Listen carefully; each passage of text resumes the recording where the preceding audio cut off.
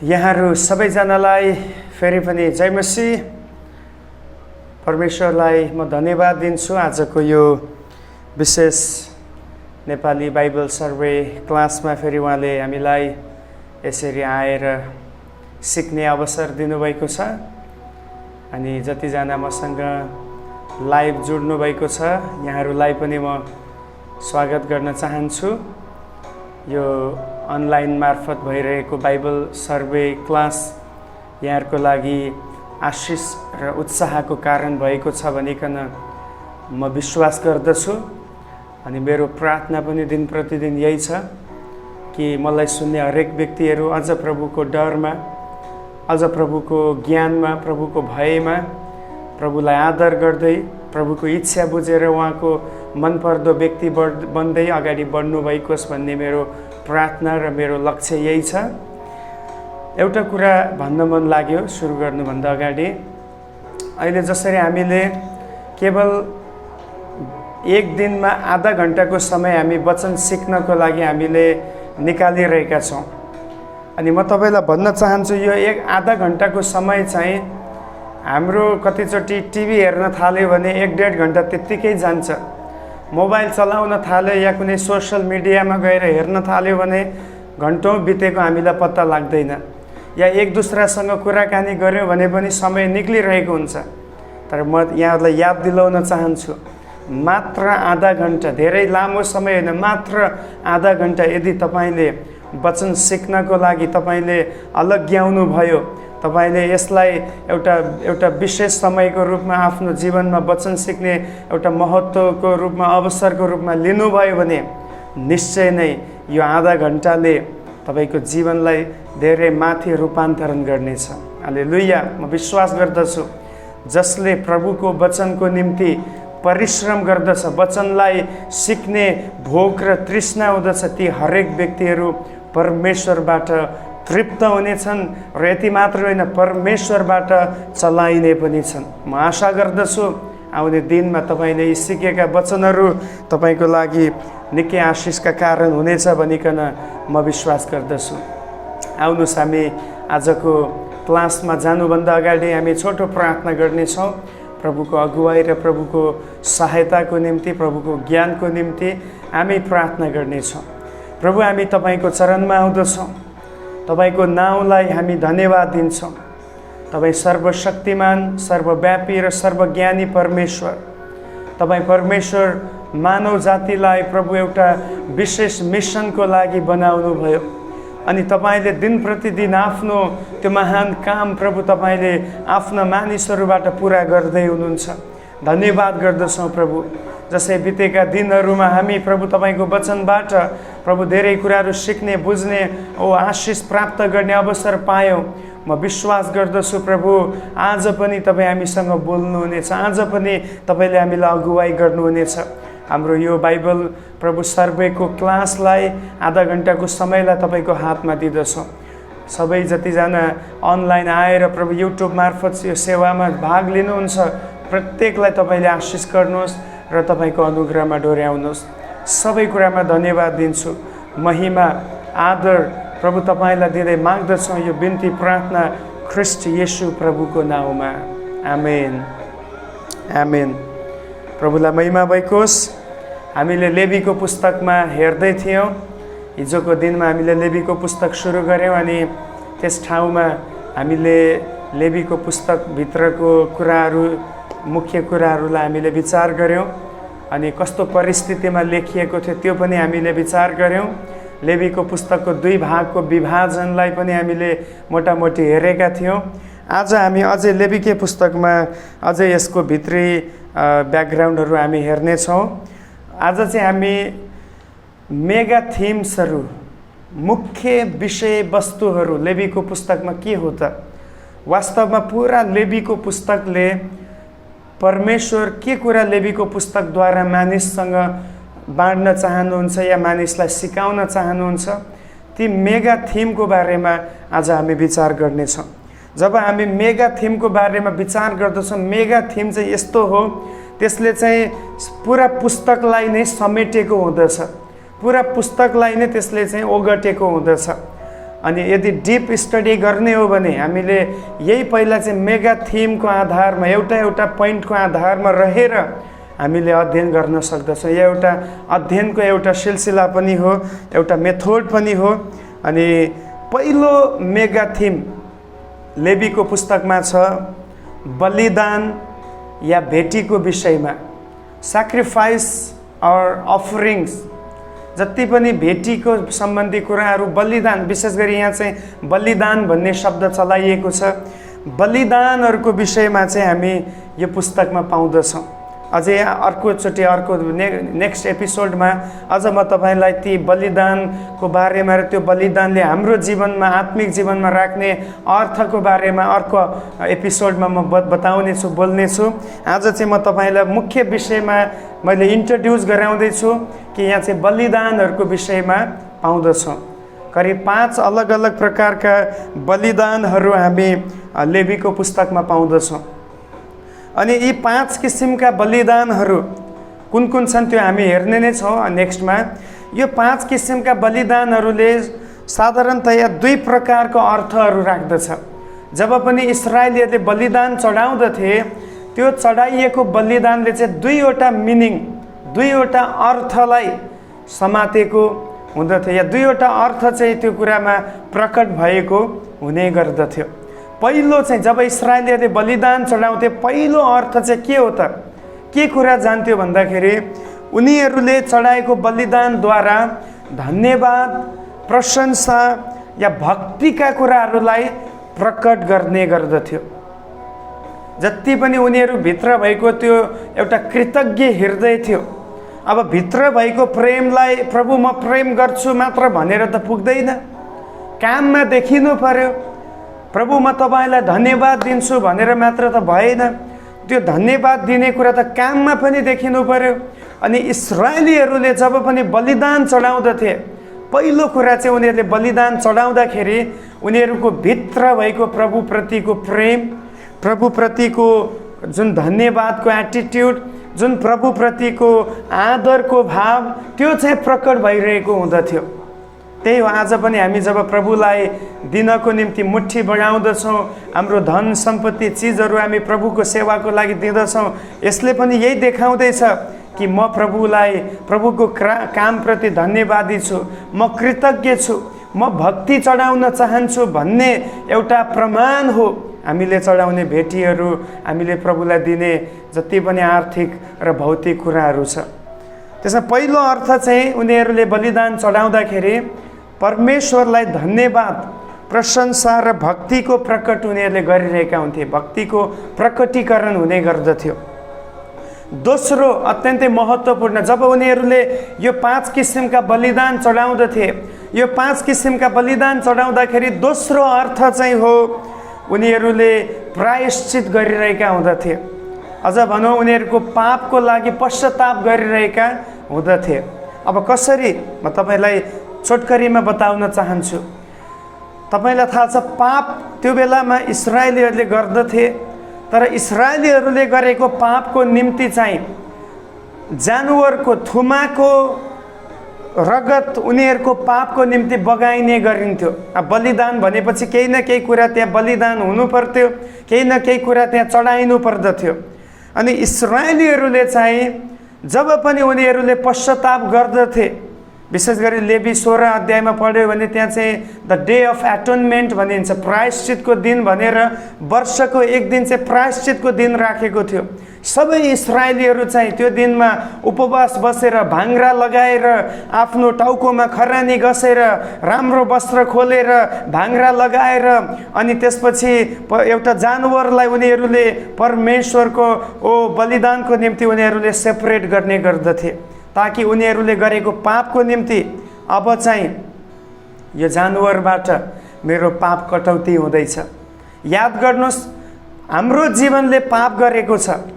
अब हाम्रो जीवनको साटोमा कुनै अर्को चिज, कुनै अर्को जीवनलाई चढाउनु, अर्पण गर्नु नै प्रायश्चित बलिदान हो। अनि 2000 वर्ष अगाडि म तपाईँलाई सुसमाचार, गुड न्युज भन्न चाहन्छु। प्रभु येशू ख्रिस्ट त्यही बलिको पाठो भएर उहाँ आउनुभयो अनि यो जीवनले गरेको पापको निम्ति, त्यो जीवनले गरेको पापको निम्ति प्रभु येशू ख्रिस्टको जीवन अर्पण गरियो। उहाँको जीवन क्रुसमा टाँगियो, जसले गर्दा तपाईँ र म उद्धार पाउन आज सक्षम भएका छौँ। हालेलुया, प्रभुलाई महिमा भइकोस्। हाम्रो परमेश्वरले हामीलाई आफ्नो पुत्रको बलिदानद्वारा बचाउनु भएको छ। त्यसकारण पहिलो चाहिँ हामी लेवीको पुस्तकमा पाउने मेगा थिम हो सैक्रिफाइसहरूको बारेमा हामी पाउँदछौँ। 5 अलग अलग किसिमका बलिदानहरूको विषयमा छ। अनि यो बलिदानले दुईवटा मिनिङ राखेको छ। पहिलो चाहिँ धन्यवाद, स्तुति, प्रशंसा र भक्तिलाई प्रकट गर्दछ। दोस्रो चाहिँ प्रायश्चित गर्ने गर्दछ। मेरो साटोमा म यो थुमालाई चढाउँदैछु, तर यो चाहिँ टेम्पोररी मात्रै थियो। जबसम्म ख्रिस्टको बलिदान भएन तबसम्म इस्राएलीले हरेक समय बलिदान चढाइरहनु पर्दथ्यो। तर आज हामी जब एकपटक प्रभुको बलिदानलाई हाम्रो जीवनमा स्वीकार गर्छौँ, हामी टोटल्ली बचाइदछौँ।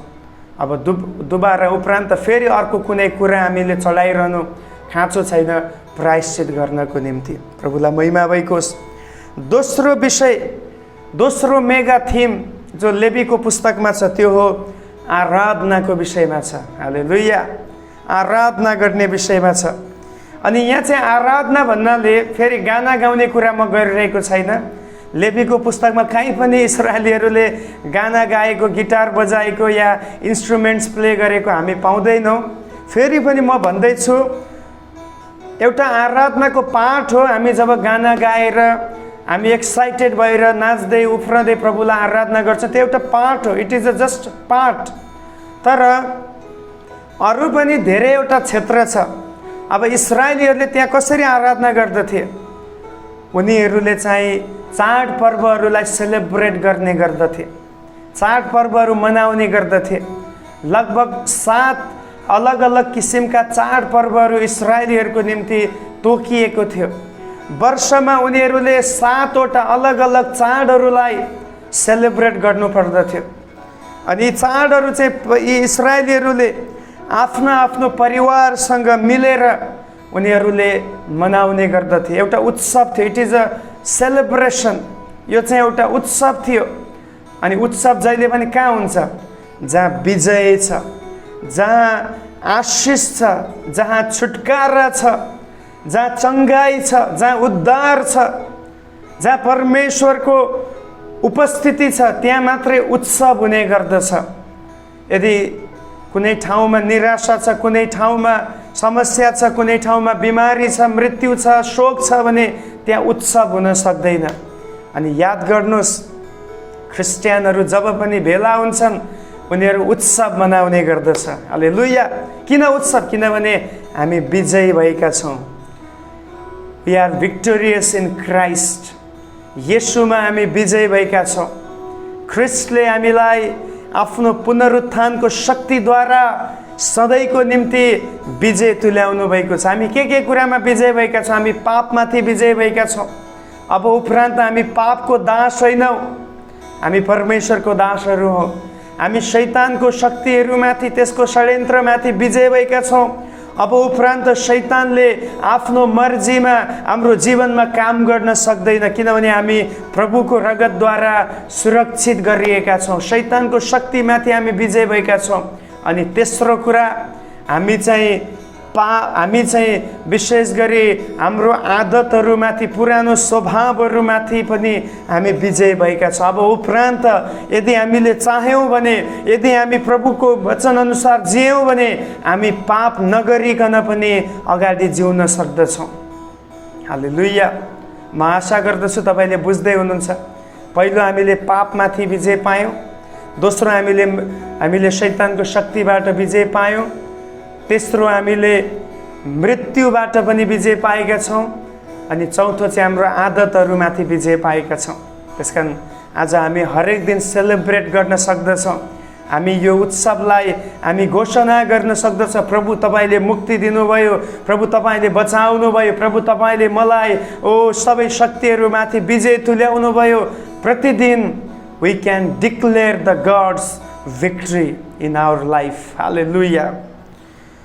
त्यसकारण उनीहरूले हर समय आफ्नो खुसीलाई, आफ्नो जुन भित्र भएको उमङ्गलाई उनीहरूले चाहिँ यो चाडपर्वहरू यो फेस्टिभलहरू मनाउँदाखेरि त्यसलाई प्रकट गर्ने गर्दथे। अहिले तपाईँलाई थाहा छ हिन्दू धर्ममा पनि हामी हेर्दछौँ मानिसहरू दसैँको दिनमा जुन प्रकारले फेस्टिभल मनाउँछन्, दिवाली, होली, विभिन्न प्रकारका कुराहरू मनाउँदछन्। अब ईद आइरहेको छ, यो सबै कुराहरू मनाउँछन् मानिसहरूले। तपाईँलाई थाहा छ उनीहरूको यो सबैको पछाडिको कुरा हेऱ्यो भने त्यहाँ पनि एक प्रकारको सेलिब्रेसन छ। उनीहरूको आस्था अनुसार, उनीहरूको विश्वास अनुसार, उनीहरूको ईश्वरले, देवी देवताले उनीहरूको जुन शक्तिमाथि उनीहरू विश्वास गर्छन् त्यो परमेश्वरले चाहिँ उनीहरूलाई आशिष दिएको छ, शत्रुहरूलाई नाश गरेको छ भन्ने कुरालाई सम्झना गर्दै मानिसहरू सेलिब्रेट गर्दछन्। अब त्यसमा हामीलाई थाहा छैन कतिको सत्यता छ। बाइबलको शिक्षा अनुसार धेरैवटा कुराहरू काल्पनिक कुराहरू हो, कुनैमा पनि रियालिटी छैन। सत्यता नभएको कुरामा मानिसहरू यसरी सेलिब्रेसन उनीहरूले गर्ने गर्छन्, यति धेरै पैसा खर्च गर्छन्, यति धेरै उनीहरू परिश्रम गर्दछन् भने आज तपाईँ र म साँच्चै नै हामीले अनुभव गरेको यस मुक्तिको निम्ति कति हामीले सेलिब्रेट गरिरहेका छौँ। त्यसकारण दाउदले भजन सङ्ग्रह भन्दछ, मलाई मेरो मुक्तिको आनन्द जान्न दिनुहोस्, फिर्ता दिनुहोस्।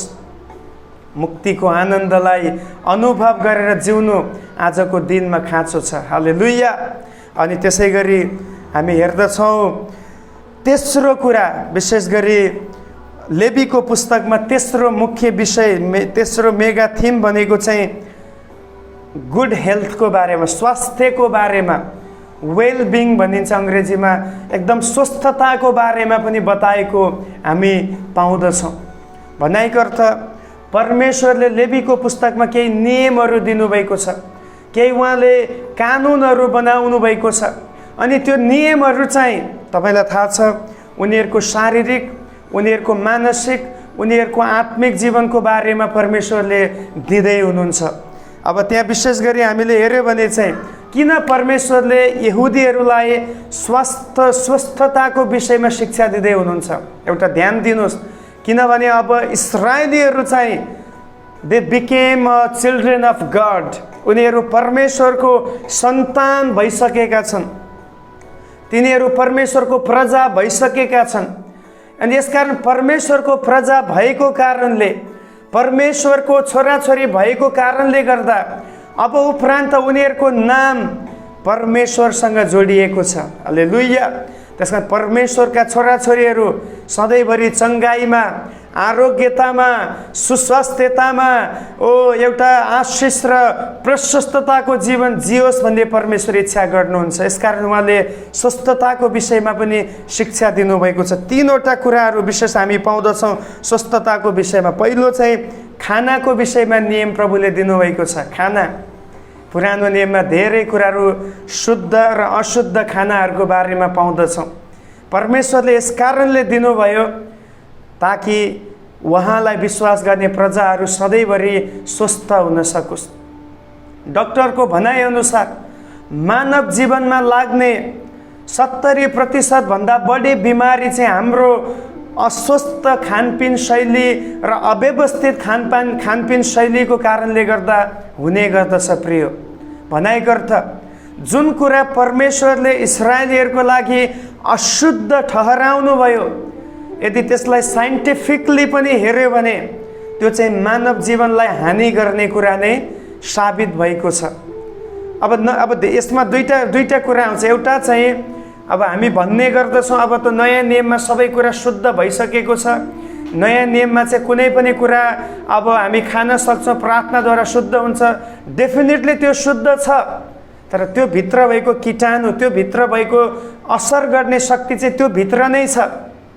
हो, नयाँ नियममा हामी अशुद्ध कुरा खाएको कारणले सायद हामी नरक त जाँदैनौँ होला, तर याद गर्नुहोस् पुरानो नियममा परमेश्वरले जुन जुन चिजलाई अशुद्ध ठहराउनु भयो त्यो कुरा चाहिँ अहिले पनि मेडिकल वाइज हेर्दाखेरि त्यो चाहिँ ठिक छैन भनेर प्रमाणित भएको छ।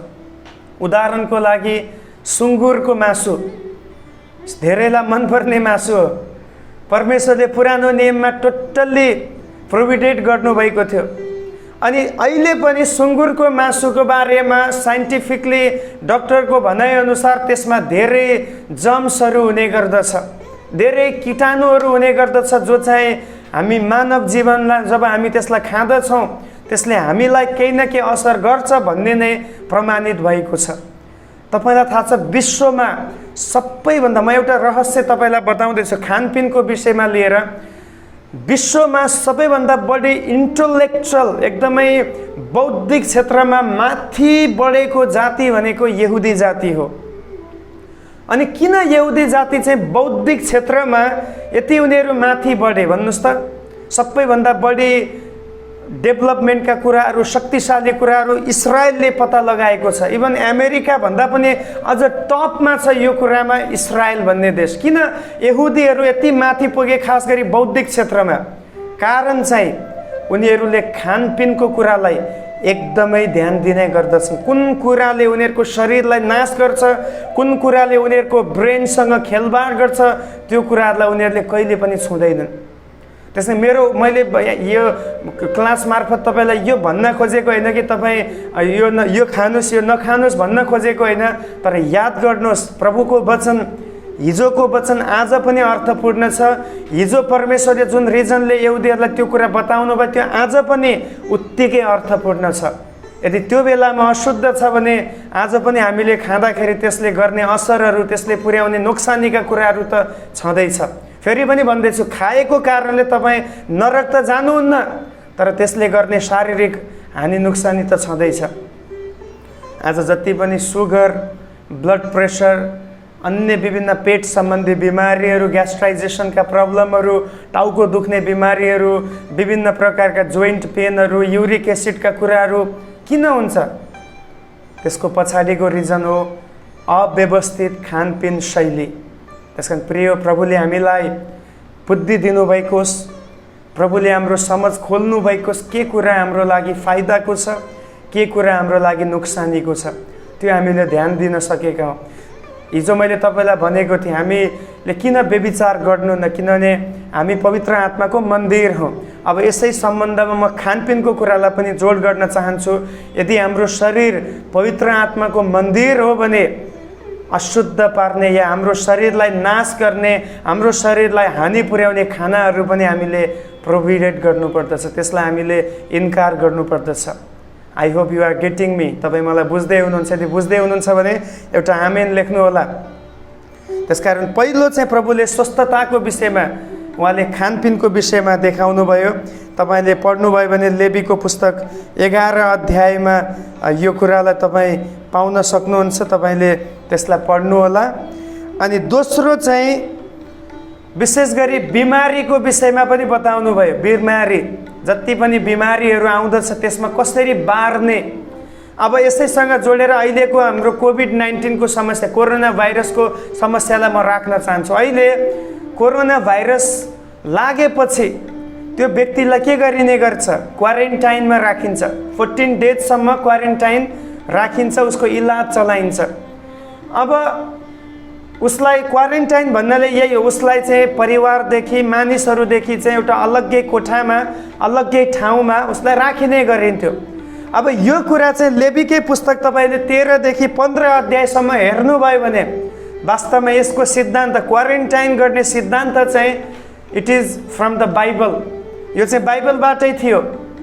त्यहाँ चाहिँ जो व्यक्तिहरू बिमार भएको छ, सरुवा बिमारी लागेको छ, उनीहरूलाई चाहिँ कतिलाई छाउनी बाहिर लगेर छुट्टै राख्नु भनेर वचनले भन्दछ। किनभने सर्ने बिमारी यो चाहिँ स्प्रेड हुँदैछ, एकले गर्दा अरूलाई नाश गर्दैछ भने त्यो व्यक्तिलाई नै अलग्गै राखिदेऊ जबसम्म निको हुँदैन। त्यसकारण आज साइन्टिस्टहरूले, डक्टरहरूले, गभर्मेन्टहरूले फलो गरेका नियमहरू कहाँबाट आएको छ? अब तपाईँ भन्न सक्नुहुन्छ। यो सबै नियमहरूको बेस भनेको चाहिँ परमेश्वरको वचन हो।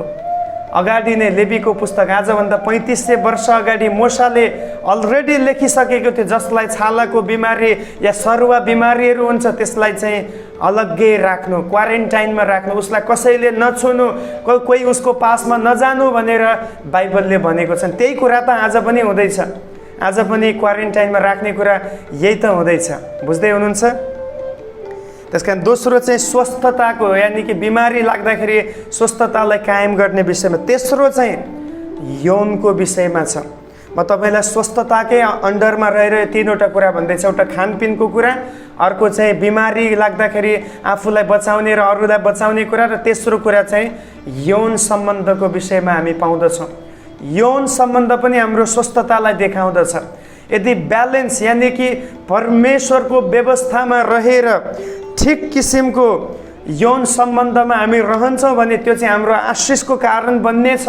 तर यदि त्यसलाई दुरुपयोग गरिन्छ भने त्यो चाहिँ एउटा परिवारको लागि र व्यक्तिको लागि र पुरा समाज र राष्ट्रको लागि त्यो चाहिँ धेरै ठुलो असरको कारण पनि बन्ने गर्दछ। लेवी 18 अध्यायमा जब हामी पढ्दछौँ, यहाँ हामी पाउँदछौँ कि हाम्रो यौन सम्बन्धमा कस्तो कस्तो क्षेत्रमा हामीले पाबन्दीहरू राख्नु पर्दछ, यौन सम्बन्धमा के कुरा, कुन कुन व्यक्तिसँगको हाम्रो शुद्धता हुनुपर्दछ भन्ने कुरा हामी पाउँदछ। त्यहाँ चाहिँ धेरैवटा लिस्ट पाउनुहुन्छ। तर अन्तमा म यही भन्न चाहन्छु, यौनको विषयमा केवल परमेश्वरको इच्छा अनुसार जब हामी पवित्र विवाहमा जोडिन्छौँ, विवाह भइसकेपछि मात्रै एउटा व्यक्ति शारीरिक यौन सम्बन्धमा जुड्न सक्दछ। त्योभन्दा बाहिरका यौन सम्बन्धहरू सबै व्यभिचार हो, त्यो सबै पाप हो, र यो चाहिँ परमेश्वरको विरोधमा भएको महापाप हो। यसले धेरै ठुलो असर गर्ने गर्दछ।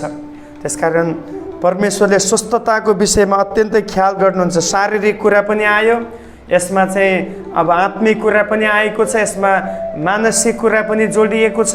यो सबै कुरा प्रभुले मेगा थिमको रूपमा दिनुभएको छ। चौथो लेवीको पुस्तकको मेगा थिम हो पवित्रता, यानि कि लेवीको पुस्तकले हामीलाई पवित्रताको विषयमा पनि सिकाएको हामी पाउँदछौँ। विशेष गरी पवित्रता भन्ने, पवित्र भन्ने शब्द बाइबलमा सबैभन्दा बढी प्रयोग भएको चाहिँ यही लेवीको पुस्तकमा हो। हालेलुया। अब यसैबाट तपाईँ बुझ्न सक्नुहुन्छ लेवीको पुस्तकले कति धेरै पवित्रतालाई कुन स्ट्यान्डर्डमा राखेको छ, कुन लेभलमा यसलाई राखेको छ भन्ने कुरा तपाईँ योबाट बुझ्न सक्नुहुन्छ। हिजोको दिनमा मैले जब परिचय दिएको थिएँ तपाईँलाई, लेवीको पुस्तकको मेन सन्देश भनेको इस्राएलीहरूलाई पवित्र परमेश्वरसँगको घनिष्ठतामा जोड्ने, पवित्र जीवन जिउन सिकाउने नै परमेश्वरको लक्ष्य थियो लेवीको पुस्तक लेख्नुको पछाडि।